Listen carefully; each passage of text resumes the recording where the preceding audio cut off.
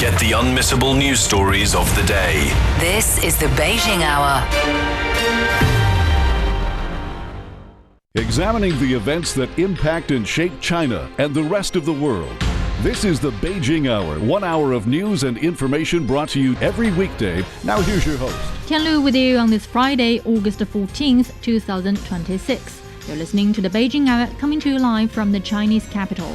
On today's program, August 14th marks the International Memorial Day for Comfort Women.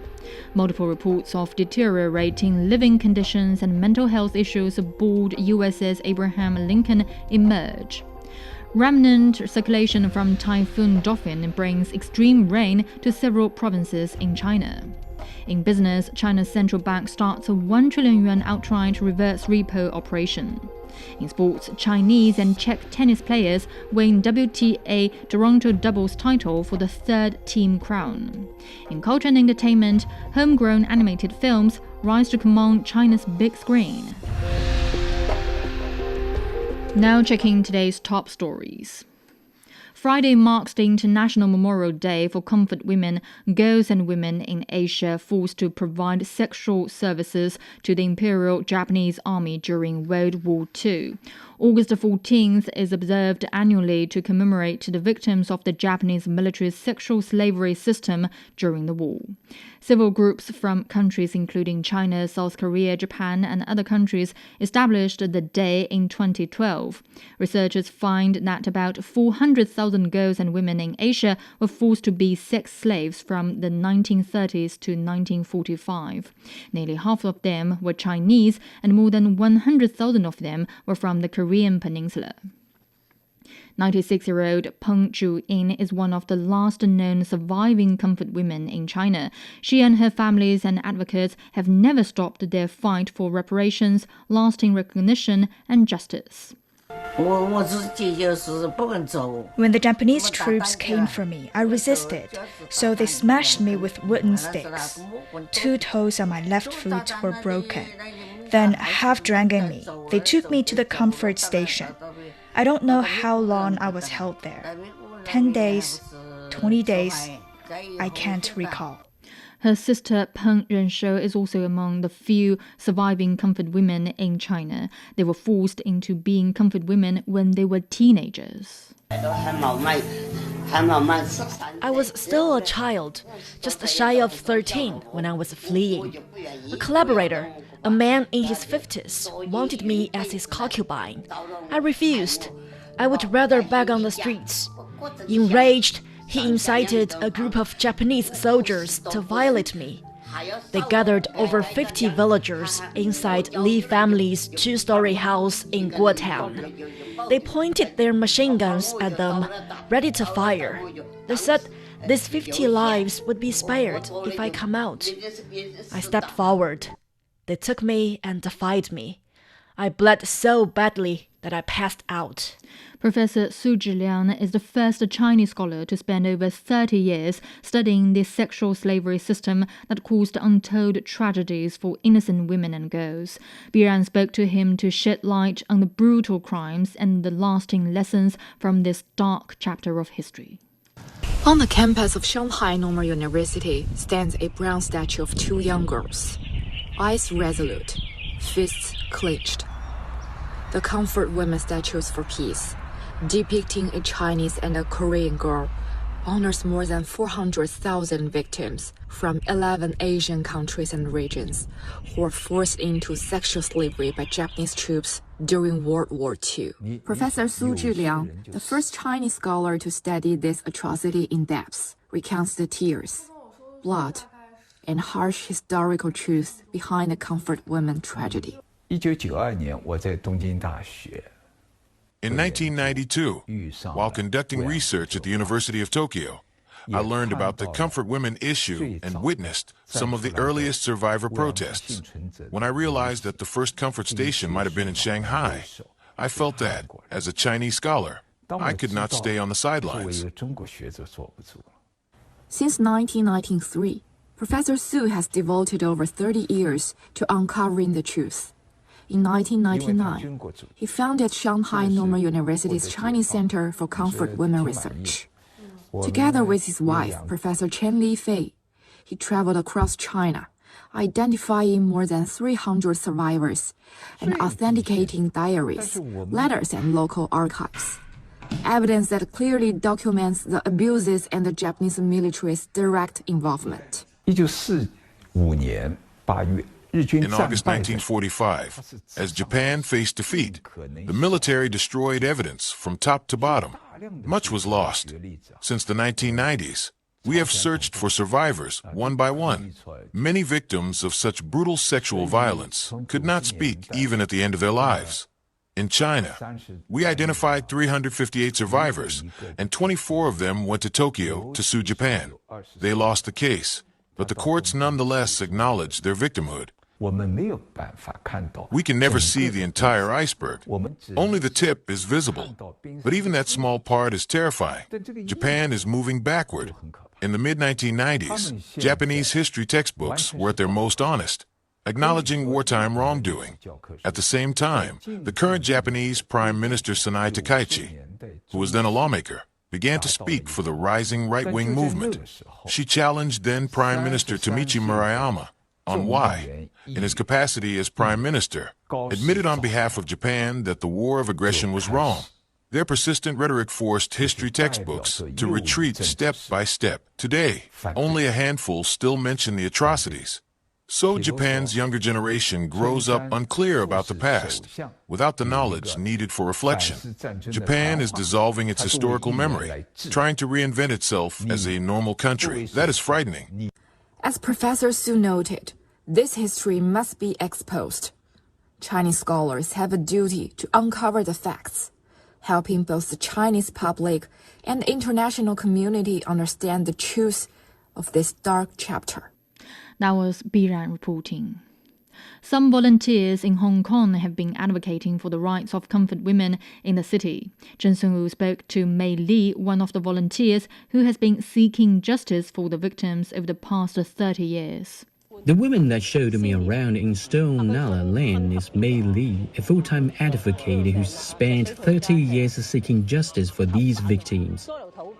The law sisters she introduced were controlled by the Japanese army and raped consecutively from 1942 to 1945, and they received neither apology nor compensation from Japan until they passed away.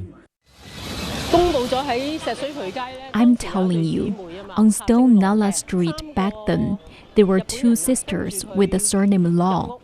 3 Japanese soldiers followed them into their home. Let's suppose this is the house. From that day on, the 2 soldiers would return to rape them 2 or 3 times every week. The younger sister passed away this September. She felt tormented until the end. She wanted to see me or speak to the media to review this humiliation. During Japan's occupation of Hong Kong from late 1941 to 1945, more than 10,000 girls and women were raped and forced into military sexual slavery at hundreds of centers across the city. On Lockhart Road in Wan Chai, Li said in 1942, the Japanese army established 500 sexual slavery centers to comfort and inspire soldiers, with additional centers set up in residential areas, hotels, and even churches throughout Hong Kong. In 2013, Mei Li left her job and launched the website Hong Kong History Watch to call for more volunteers to help locate Hong Kong's surviving comfort women. She pursued this work while confronting what she describes as Japan's information war aimed at erasing this history. From time to time, they will say something to deny the war crime because psychologically they could not face the reality. They felt very ashamed. That's why they denied it. Despite decades of effort, Mei Li still faces her toughest challenges. Many victims, torn between a desire to be heard and the fear of shame, choose to remain silent.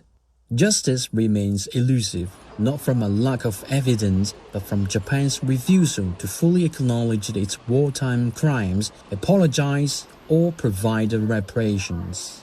That was Chen Sun-Wu in Hong Kong. A group linked to Japan's ruling Liberal Democratic Party has claimed there is no confirmed evidence of coercion of women by the Imperial Japanese Army.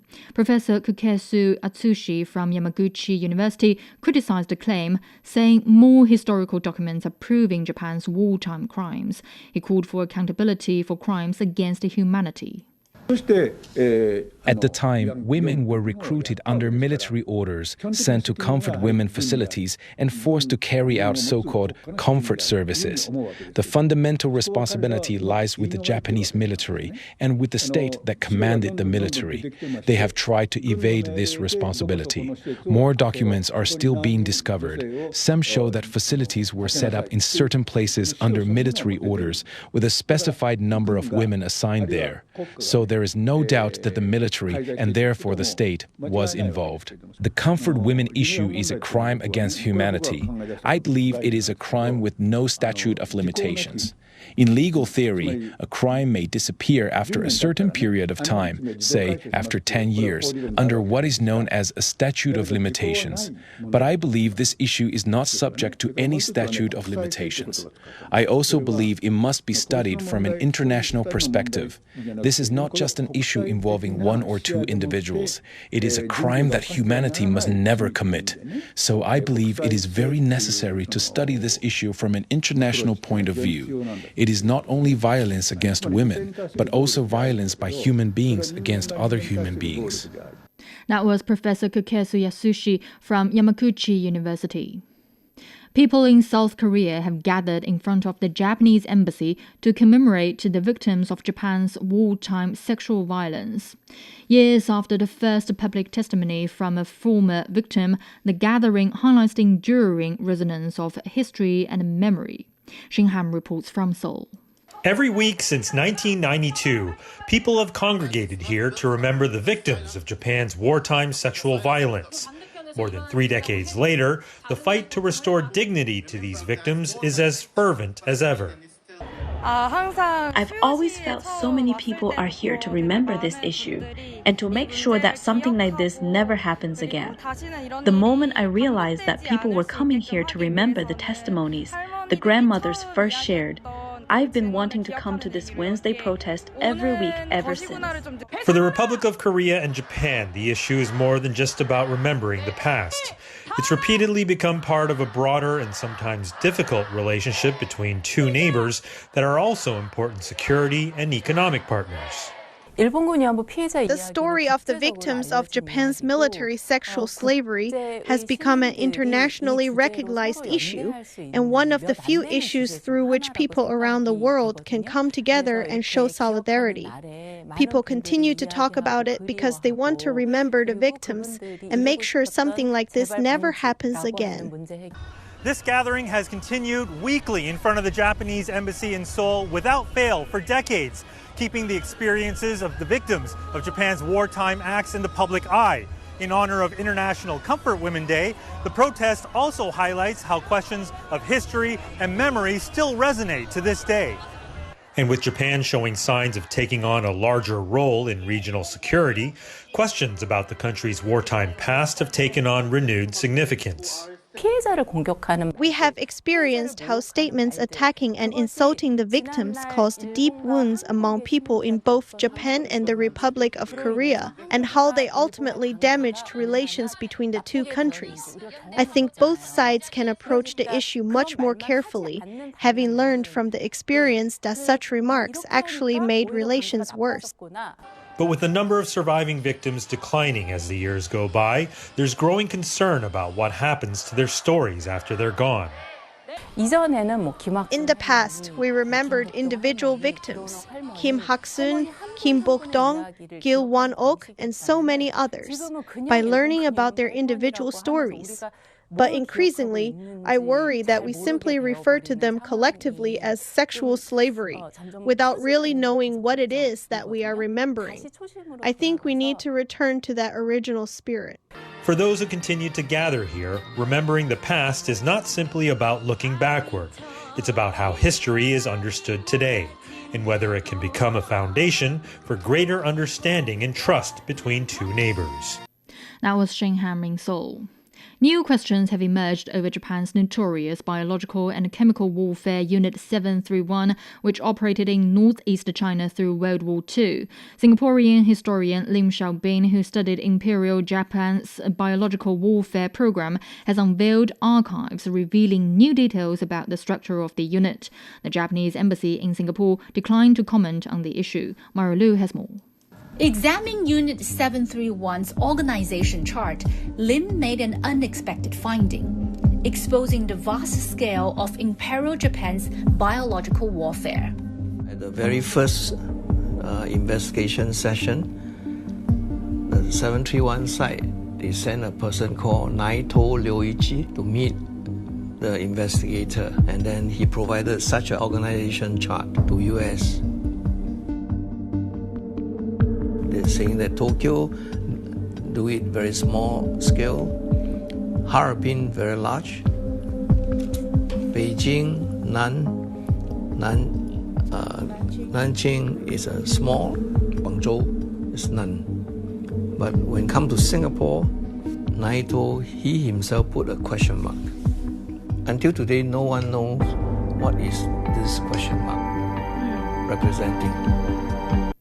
That was a report on new questions concerning Unit 731, the notorious Japanese biological and chemical warfare unit during World War II. Coming up, multiple reports of deteriorating living conditions and mental health issues aboard USS Abraham Lincoln emerge. Do you have a story about China? We want to hear from you. Maybe China has become your second home. Maybe it has brought you new friendships, creative partnerships, or a new path in life. We are inviting people from the U.S. to share their real stories and experiences with China. No expertise needed, just your authentic voice. Your story could be featured in our Hello from the Other Shore podcast coming this September. Share your name, city, and story with us. Email us at radio@cgtn.com. 17 minutes past the hour. Multiple reports have emerged of deteriorating living conditions and mental health problems aboard the USS Abraham Lincoln. The aircraft carrier has been on a record deployment of over 8 months to support U.S. war on Iran. Lawmakers are demanding an explanation from the Pentagon. Ivan Rodriguez with CNN has more.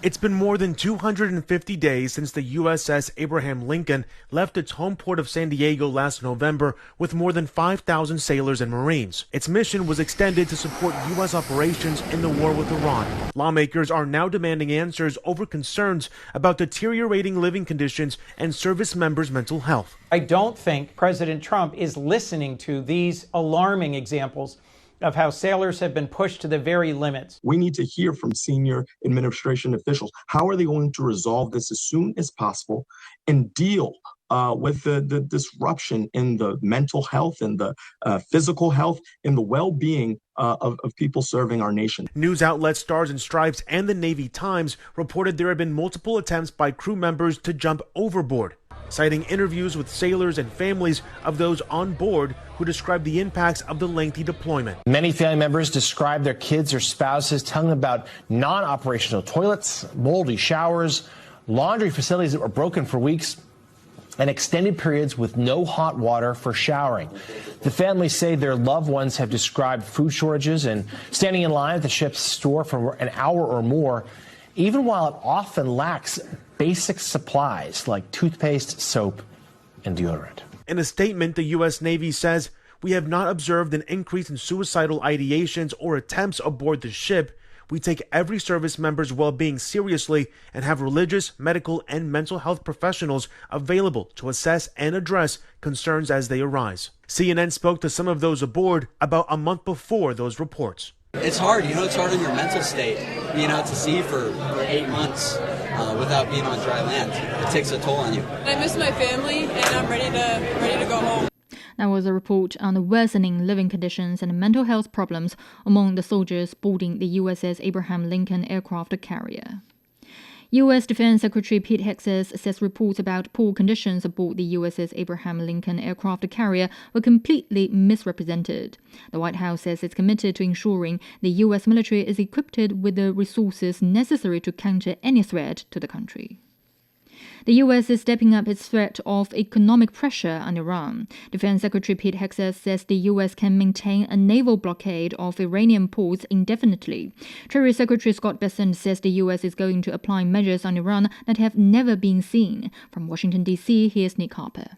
A very defiant message coming from the head of the Pentagon, the Defense Secretary Pete Hegseth, really saying that the United States is playing a long game here. He was speaking about that US naval blockade that has so angered the Iranians and something that they want lifted as soon as possible. But from the US perspective, that's all part of the economic pressure that they're trying to put on Tehran to prevent ships from entering and exiting Iranian ports. Pete Hegseth said that the United States could keep that blockade in place indefinitely. He said that the US would rotate in and out US ships to put essentially fresh ships into the region.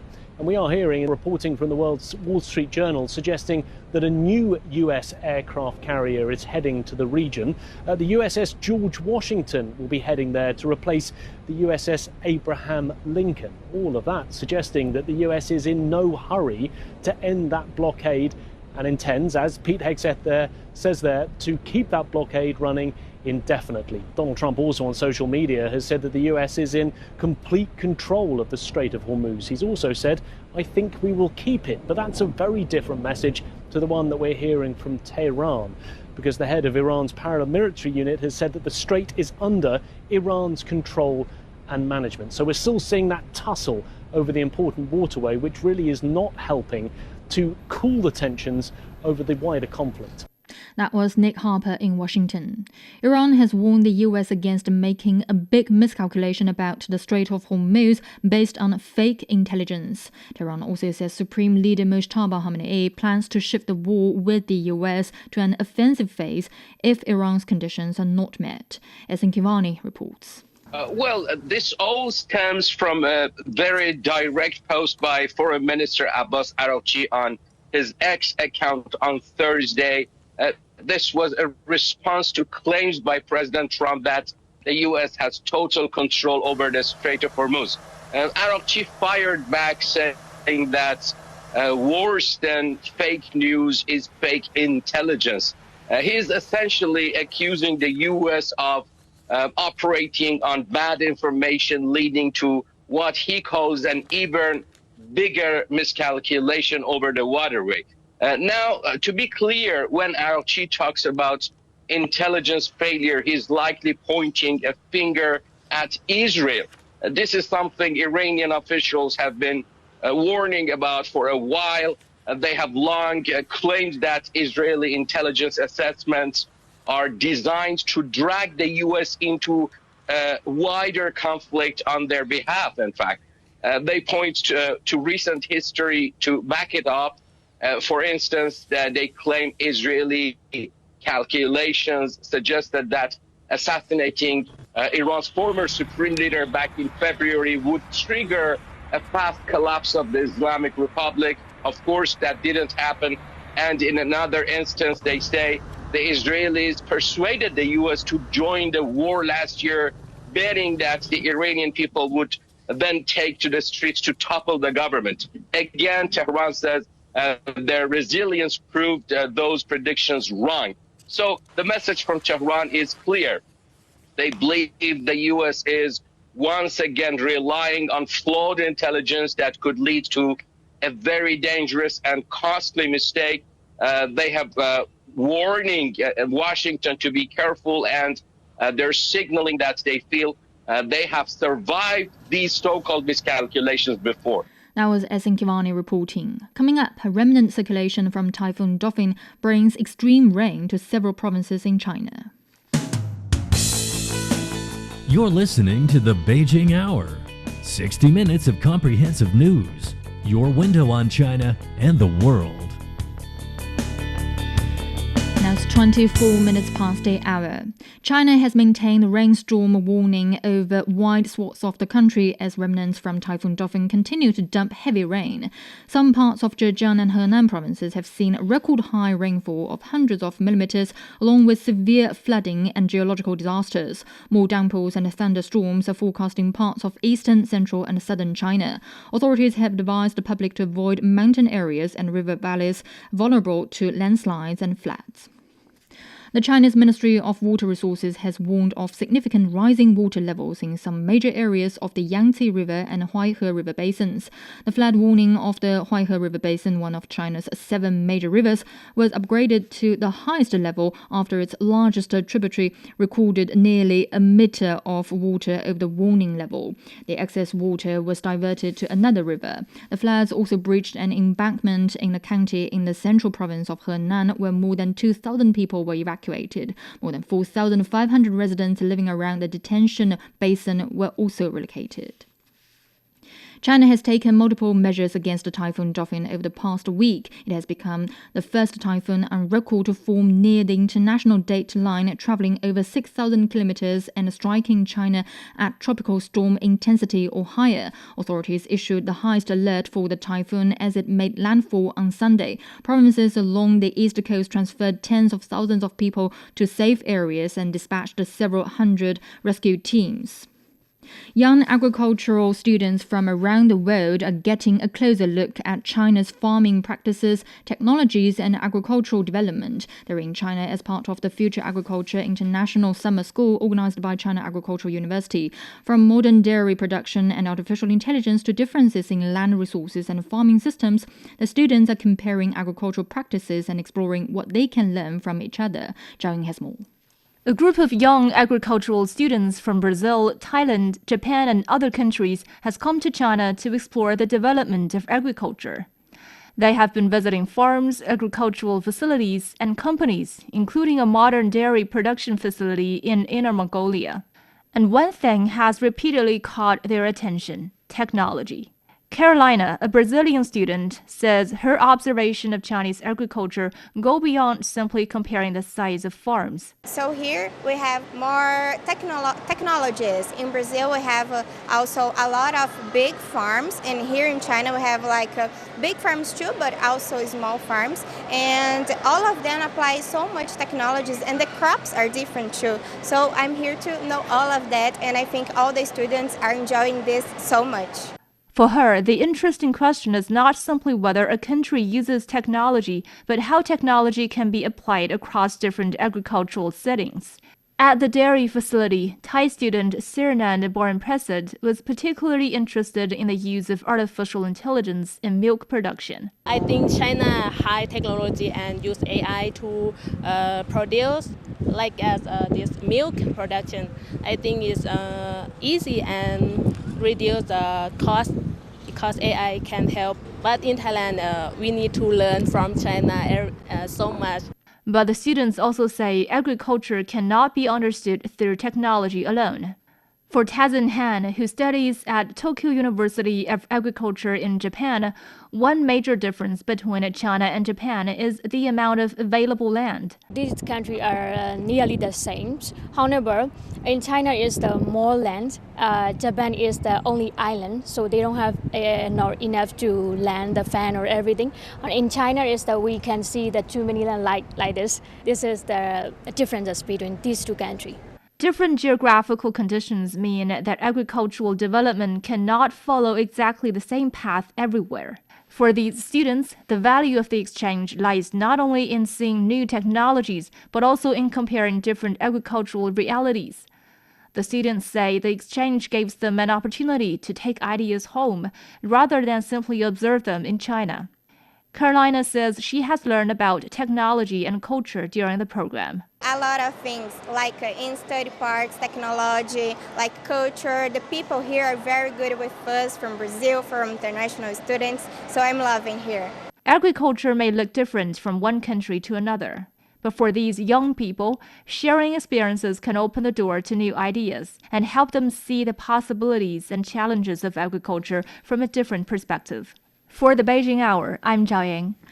29 minutes past the hour. Beijing will have thundershowers tonight and tomorrow. The low is 23 and it's up to 30 on Saturday. Now it's time for a short break. So far this hour, August the 14th marks the International Memorial Day for Comfort Women. Tian Lu with you. Stay with here on the Beijing Hour.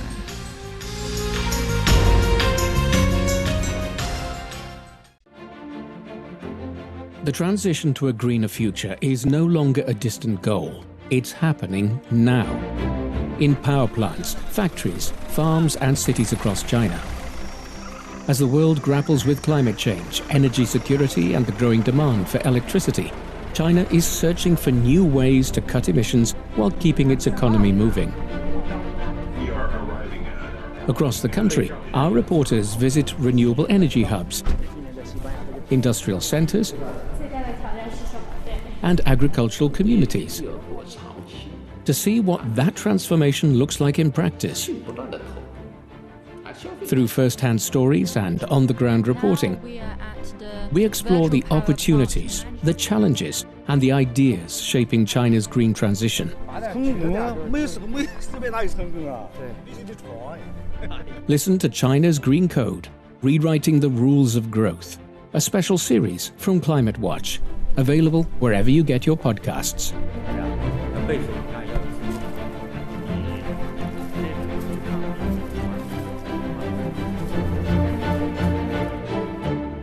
Examining the events that impact and shape China and the rest of the world.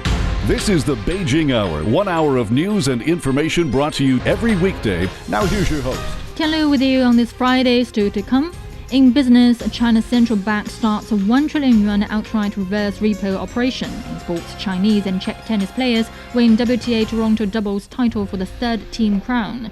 In culture and entertainment, homegrown animated films rise to command China's big screen. To contact us, you can email radio@cgtn.com or follow our X account @CGTN Radio. You're also welcome to subscribe to our Substack newsletter Beyond Beijing for the world's biggest stories, along with sharp insights and exclusive analysis. But first, checking today's headlines. The Chinese Defense Ministry has urged vigilance against Japan's acts of new militarism. Japanese media reports that the country's defense ministry is set to submit a record high budget of nearly 9 trillion yen or $58 billion for fiscal year 2027. Chinese Defense Ministry spokesperson Chen Xi urged Japan to stop its acts of remilitarization. Historical facts must not be forgotten, and justice and peace must not be compromised. We urge the Japanese side to earnestly reflect on itself, recognize and atone for its crimes, adhere to the post-war international order, and stop its dangerous acts of remilitarization. Any return to the wrong path will bring a more crushing defeat and a more complete reckoning. The remarks came a day ahead of the 81st anniversary of Japan's unconditional surrender in World War II. Ecuadorian President Daniel Noboa will pay an 8-day state visit to China starting Sunday. This year marks the 10th anniversary of the China-Ecuador Comprehensive Strategic Partnership. The Chinese Foreign Ministry says bilateral ties have maintained strong momentum under strategic guidance of the two heads of state. The two sides have signed a document on Belt and Road cooperation and a free trade agreement. China hopes the visit will help achieve new progress in bilateral relations. China has maintained rainstorm warning over wide swaths of the country as remnants from Typhoon Dolphin continue to dump heavy rain. Some parts of Zhejiang and Henan provinces have seen record high rainfall of hundreds of millimeters, along with severe flooding and geological disasters. More downpours and thunderstorms are forecast in parts of eastern, central and southern China. Authorities have advised the public to avoid mountain areas and river valleys vulnerable to landslides and floods. Russia has hit back at Japan's opposition to President Vladimir Putin's visit to Iturup, one of the disputed Kuril Islands in the Pacific, which Japan calls Eturov. The Russian Foreign Ministry dismissed the Japanese Prime Minister Sonai Takaichi's comments, saying they cause extreme outrage and are absolutely unacceptable. Tokyo considers it one of the 4 islands in Japan's northern territories, while Moscow views it as part of the southern Kurils. It's Putin's first visit to the island after observing Pacific Fleet drills. Takaichi says the visit hurts the feelings of the Japanese people. Volunteers and workers have continued sorting donations at the stadium in Colombia's capital, Bogota. Monday's 7.5 magnitude quake has killed more than 270 people, with hundreds still missing. More than 1,500 volunteers turned up at El Campín Stadium to help collect and sort donations. Stadium Communications Director Erica Delgado says 5 warehouses have already been filled with humanitarian supplies. The outcome was very positive. More than 1,500 volunteers showed up here at the stadium, and we filled 5 warehouses in the stadium completely with humanitarian aid. Then at night, we had to open this hangar to continue receiving more aid. And right now, we set up another hangar and are setting up yet another one. Volunteers continued their work on Thursday as donations arrived from local residents and regional partners.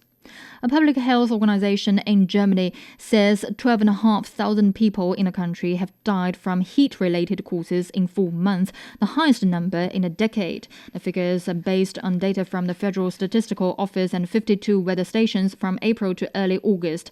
The institute says over 75% of the deaths occurred in the 4th week of June, when temperatures reached 40 degrees Celsius across large parts of Germany.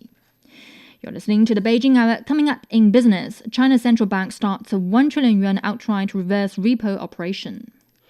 The Beijing Hour, your window on China and the rest of the world. 36 minutes past the hour, turning to business, here's Wang Zihang. Thank you, Tianlu. Stock markets on the Chinese mainland closed higher on Friday. The Shanghai Composite was up slightly. The Shenzhen Component gained nearly 0.5%. Telecommunications equipment and non-metallic material shares led the gainers. Timothy Pope has more. Volatility does seem to have set in for the moment on the Chinese mainland stock markets. We've had another week of investors throwing their money from one side of the market to the other and back again. Although there have actually been some consistent winners. The market started fairly muted after Thursday's sell-off, but there was a late recovery, and that helped the Shanghai Composite Index close flat. The Shenzhen Component added almost 0.5%, and the Chinex board gained 1.1%. Biotech stocks, they did pretty well pretty much all this week. We've talked before about the really strong first half of the year that we've seen for Chinese innovative drug companies, and that's really getting reflected in the market at the moment. And the other winners were optical module and data center cooling companies. We had investors looking for new angles to buy a slice on the AI infrastructure build-out. We saw it wasn't just investors doing that, actually. Optical module maker Zhongji InnoLight announced that it's buying a more than 10% stake in Zhongshi Technology, also called Beijing Jones Tech, which makes thermal management products for data centers. It helps keep all of Zhongji InnoLight's products cool while they're running. Zhongji is spending around 1.75 billion yuan on that purchase. Its shares were up 2.4% after that announcement, and Zhongshi hit its 20% daily limit gain. There was Timothy Pope on the mainland markets. Elsewhere in Hong Kong, the Hang Seng Index lost more than 1.1%. Over to Japan, the Nikkei rose nearly 0.6%. China's central bank has started a 1 trillion yuan outright reverse repo operation to maintain ample liquidity in the banking system. That's about $148 billion. The operation will have a fixed quantity and be conducted through interest rate bidding, with winning bids determined at various price levels. It will have a tenor of 185 days. Outright reverse repo operations is a tool the central bank introduced to maintain liquidity in the national banking system. It can be conducted once each month with a tenor of no more than a year. Analysts note that the tool, working alongside with other policy measures, signals the central bank's moderately accommodative monetary policy direction. It will help cushion the banking system against liquidity strains from tax payments, local government bond supply, and seasonal fluctuations. China's exports of electric trucks to other Asian countries have spiked, adding to a surge in domestic sales. This comes as a higher fuel cost due to the Iran war accelerate regional electrification. A Reuters report says in the 4 months after the US and Israel launched the war, China's exports of heavy e-trucks more than doubled from the same period last year to over 6,820 vehicles. Half went to South and Southeast Asia, with shipment to South Asia up more than fivefold and to Southeast Asia nearly tripling. Yue Zhaoting, with China's largest engineering machinery manufacturer Sany Heavy Industry Company, says the war has opened the door to these new markets. The company previously focused on Europe but is pivoting to Southeast Asia and developing cheaper models.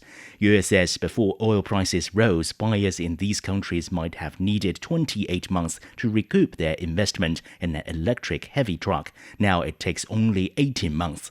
To boost charging infrastructure, the company is also selling customers systems to generate and store power as well as charge the trucks. A loofah plant may not look like much, but processing can transform it into a premium bath and kitchen cleaning product, selling for more than $10 a piece. Behind this transformation is a partnership between two Chinese regions, one with land and labor, the other with technology and markets. Yu Bo-kun has the story. I have one of those at home, but before it becomes a bath sponge, it starts right here at Huangmei County, where vast stretches of farmland are dedicated to grow loofahs. Here in the village, farmers are busy harvesting mature loofahs from the fields and getting them ready for the next stage of processing. I decided to join them and see how it's done. I tried picking a few myself. He used to grow soybeans. Now, by growing loofahs, he earns around $400 a month. These loofahs aren't meant for the dinner table. They're grown for their natural fiber, which is used in making cleaning and bath products. Before becoming finished goods, they're soaked, peeled, and sun-dried. I'm now putting on my boots to join the farmers to peel the loofahs. These loofahs have been soaking for about 3 days. Now I'm going to beat them against the ground to get the outer layer off. This is fun. You're gonna wash off the green thing on those loofahs. Okay. My work. This raw loofahs crop can sell about 20 yuan per kilo, or about $3 per kilo. But after they made it into kitchen and bath product, the prices can jump 5 times. In other words, it's no longer just an agricultural product. It's becoming a consumer good. So how does a simple loofah become a much more valuable product? It takes more than a farm. It takes technology, processing, and also access to global market. And that's where Ningbo comes in. While Huangmei has the land and labor, Ningbo on China's eastern coast has the know-how and the market. The two regions have been working together for 3 years. From a loofah in Huangmei fields to a product sold worldwide, it's more than a crop. It's a supply chain linking land, technology, and global market. That was Yu Guopun reporting.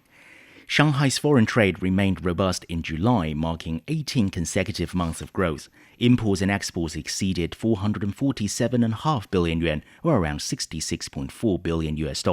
That's up 12.6% on a yearly basis. Trade with ASEAN nations reached almost 81.3 billion yuan, soaring 54.3%, while trade with the European Union stood at 79 billion yuan, up 7.7%. Foreign invested companies in the city recorded imports and exports of nearly 230 billion yuan, up 11%, while private enterprises reached 188.6 billion yuan, up 15%. The combined imports and exports of integrated circuits, memory components, and servers and related accessories reached almost 93 billion yuan, jumping 62%, contributing 9 percentage points to the city's overall foreign trade growth. In the first 7 months of this year, the city's cumulative imports and exports totaled 3 trillion yuan, an increase of 17.7%. Now, as has second-hand home sales rise in Shanghai, the renovation and building materials market is also picking up steam. With demand continuing to grow, renovation companies are seeing a steady increase in orders. A report on home decoration consumption trends in Shanghai shows that in the first half of this year, the market was heavily concentrated on existing homes, with 92% of renovation demand coming from second-hand home renovations. Wang Kaiqi is the general manager of Shanghai Shengdu Home Decoration Company. Orders for renovating homes over 20 years old have more than doubled on a yearly basis. This year, for the first time, the proportion of partial renovations exceeded that of full-scale renovations. Homeowners are willing to invest more in concealed works, plumbing, and electrical systems and space utilization. The average decision-making cycle for Shanghai homeowners was 31 days, shortened by 23.5% on a yearly basis. Now, U.S. producer inflation cooled in July on a yearly basis as energy prices dropped from the prior month. According to the Department of Labor, the producer price index last month jumped 4.7% from a year ago, down from a 5.5% increase in June. The PPI was flat on a monthly basis. Karina Mitchell has more details. We saw in the monthly numbers for CPI in the previous session, which were in line with estimates. But PPI for the month of July unchanged. The estimate was to see a rise of 0.2%. Year over year, that number working out to 4.7%. That is the lowest number we've seen since March. So inflation is starting to tick lower. It's just taking a painfully long time for it to do so. And that was mirrored in the CPI annual data that we got again in the previous session.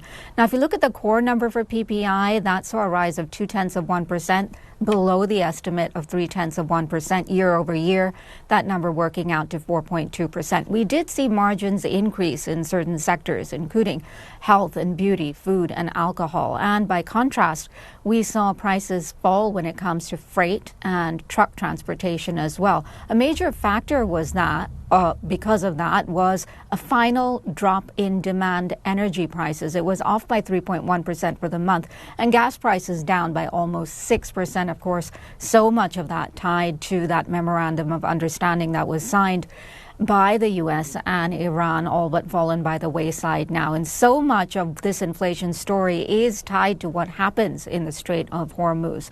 But markets, Wall Street, did like the tamer inflation data overall, and traders are now betting that we do not see a rate hike from the Federal Reserve when it meets for its policy meeting in September. On the day, U.S. benchmarks finished higher. The S&P finishing at an all-time record high, up by 0.7%, and actually crossing the 7,800 mark for the first time ever during the trading session. Quick look ahead to Wall Street and what to expect on Friday. We will get another round of economic data, this time retail sales. So we'll see how consumers are dealing and handling their spending in the face of sticky inflation. We'll also get a first read of consumer sentiment for August as well. So a lot to look forward to. That was Karina Mitchell reporting. Thank you very much. That was Wang Zihang with Business. You're listening to the Beijing Hour. Coming up in sports, Chinese and Czech tennis players win WTA Toronto doubles title for the third team crown. Sideline Story brings you all things sports related. The hottest topics, latest events, juiciest stories, all with a very personal take. Subscribe to Sideline Story Podcast for heated sports discussions covering events that are happening in China and around the world. 47 minutes past the hour, turning to sports. Here's Yang Guang. Thank you, Tianlu. We begin in tennis. China's Zhang Shuai and Czech player Katerina Siniakova have won the women's doubles title at the WTA 1000 event in Toronto, beating Sara Errani and Nicola Milicia Martinez in straight sets. The top seeds controlled the final and went through the tournament without dropping a set. It is Zhang's fourth doubles title of the year and 19th of her career. It's also Zhang and Siniakova's third title together and their second this season. At the Chinese Athletics Championships, 17-year-old Chen Yujie clocked 11.08 seconds to win the women's 100 meters and set a new Asian U20 record. Since 2024, Chen has won the national championships, national games, and Asian U20 titles in the events. In the men's 100 meters, veteran Xie Zhenye lined up against a field of much younger runners, including several born after 2005. He won in 10.1 seconds, finishing more than a tenth of a second ahead of the run-up. I have a message for the young sprinters. Don't tell yourself it's impossible. you've always had that strength inside you, and you are capable. Just look at me. Even at 33, I'm still running and still able to deliver solid results. You will inevitably face all kinds of hardships along your journey. I've gone through all of them. In the end, you'll figure out that you're still who you are and you can make it. So keep pushing forward. Xie will compete at the Nagoya Asian Games in September, marking his fourth appearance at the continental event for China. In basketball, China beat Uruguay 83-78 in the warm-up game in Foshan, Guangdong Province. Head coach Guo Shiqiang noted that the fixture served as highly valuable preparation for the Chinese team. We need to improve our awareness of taking the initiative on offense throughout the game. Secondly, we have to be more patient on defense. We exposed some issues in both of these areas today. On the offensive end, we met the team's requirements and showed what we are capable of from our daily training. However, we run into problems in the second quarter on offense. We failed to sustain our attack and keep moving on the court. China made a fast start, with He Xining scoring the team's first 6 points. Uruguay responded with crisp ball movement and effective pick and rolls to keep the game close at halftime. Both teams struggled offensively after the break, but China took a 6-point lead into the final quarter. Guard Pang Junlin then sparked China with a steal, leading to Zhu Junlong's corner three before setting up He for a fast break layup to extend the lead to double digits. Uruguay mounted a late comeback, but foul trouble limited its chances. At the WTT Europe Smash in Sweden, China's Lin Shidong and Zhou Qihao advanced to the men's singles last 16, while 6 Chinese players, including Wang Manyu and Wang Yidi, reached the women's singles last 16. In mixed doubles, Lin Shidong and Kwai Man swept France's Alexis Lepoin and Japan's Satsuki Odo 3-0 in the quarterfinals to reach the semifinals. Lin says their opponents are strong. We had never played them before, so it took a while to get used to their game. Once we did, we handled the rallies well. We were sharp on the first 3 shots and linked up pretty smoothly in the rallies. All 3 Chinese pairs in the men's and women's doubles were eliminated in the quarterfinals. And finally, at the World Snooker Tour China Open, Chinese player Si Jiahui lost 6-2 to Australian star Neil Robertson, missing out on the quarterfinals. Si struggled to find his rhythm early on, missing several long-range shots as Robertson took control and built a 4-1 lead. Si fought back in the 6th frame, forcing Robertson into a defensive shot before making a century break to pull 1 frame back. But Robertson gave him no further chances, winning the next 2 frames to seal the victory. Thank you very much. That was Yang Guang with sports. You're listening to the Beijing Hour. Coming up in culture and entertainment, homegrown animated films rise to command China's big screen. From north to south, east to west, people in China are chasing their dreams and leaving their mark. Want to know how they beat the odds and made a difference? Footprints brings you the true life stories of their journeys. Now it's 52 minutes past the hour, turning to culture and entertainment. A decade ago, Chinese animation was overshadowed by Hollywood and dismissed as children's entertainment. Today, homegrown animated films command nearly half the market, rivaling global studios in technical ambition and storytelling, as the latest summer hit shows. Shen Li has the details. A jolt at the summer box office. Not a live-action blockbuster, an animation. All Wishes Come True, drawn from the legend of the 8 Immortals, has hauled in over 1.4 billion yuan in just 3 weeks, topping this year's animation chart and breaking into China's all-time top 10. The plot is full of surprises, twist after twist. You don't know the truth until the very last second. From the art style to the way it blends traditional culture with modern life, I loved every bit of it. Here at the Beijing Cinema, tickets for All Wishes Come True are among the best sellers. And if this looks familiar, it should. Over a decade ago, another domestic animation burst onto the big screen exactly this way. No stars, no marketing, just quality and word of mouth. The arc begins in 2015. Monkey King Hero is Back, 954 million yuan. In 2019, Ne Zha smashed through 5 billion, propelling homegrown animation past 60% market share. Then 2025, Ne Zha 2 erupted to 15.4 billion, the world's highest grossing animated feature. Across China, the medium has been quietly redrawing the box office map. Animation remains a dominant force this summer. Last year, 3 titles alone, Ne Zha 2, Zootopia 2, and Nobody, claimed 42% of annual ticket sales. Today, quality comes first. That's a return to cinema's essence, and animation is riding that wave. Across a decade of breakout hits, Chinese animation has surged, title after title, earning both critical acclaim and commercial triumph. I'm a big fan of the Ne Zha series, New Gods Yang Jian and White Snake.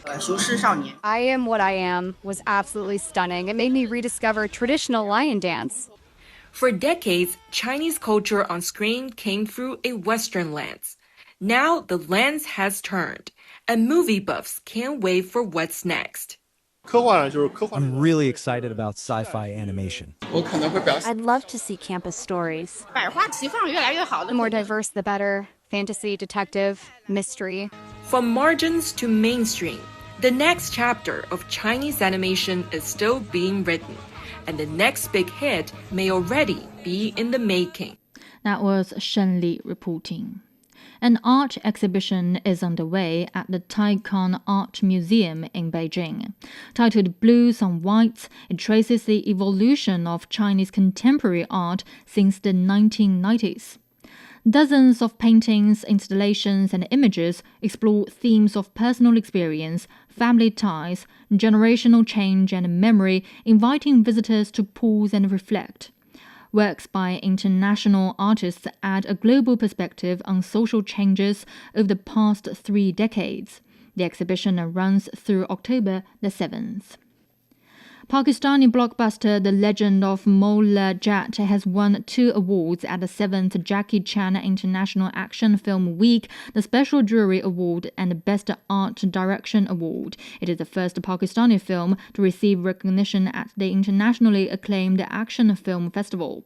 A reboot of the 1979 cult classic Mola Jat, the film reimagines a Punjabi folk hero for a global audience.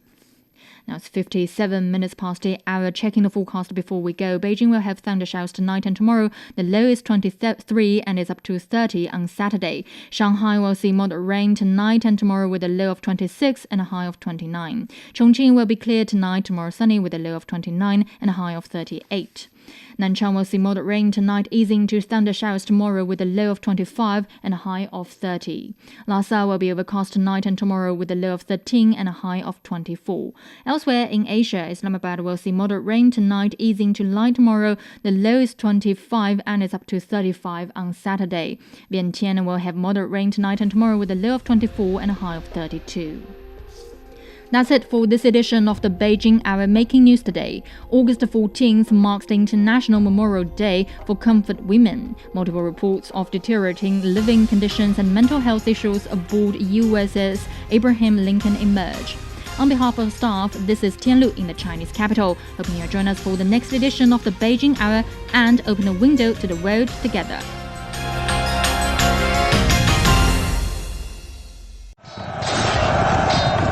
The best military commander is not he who fights 100 battles and wins every one of them. The best military strategy does not lead to the desiccation of the enemy's capital city. Decoding the Art of War will help you understand why there's no art in war and how Sun Tzu stayed undefeatable using the science of war, with fun stories and insightful breakdown of famous battles. Find Decoding the Art of War wherever you listen. A poem for the Tibetan antelope, the gentle spirit of the Qinghai Xizang Plateau, spoken by voices from across the world. Every spring, female antelopes migrate hundreds of miles to Zhuonai Lake to give birth, as we build gentle passages for their journey. Hello, little Tibetan antelope. Eyes opening to the light for the very first time. to see a world in a grain of sand, and a heaven in a wild flower. So much wonder calls for so much courage. But have no fear. The way home is right there, waiting for you. From the snows of Kunlun to the winds of Tangula, the wilderness will teach me to be strong. But the call of life itself never ceases. A train runs toward the horizon. A road stretches through the wilderness.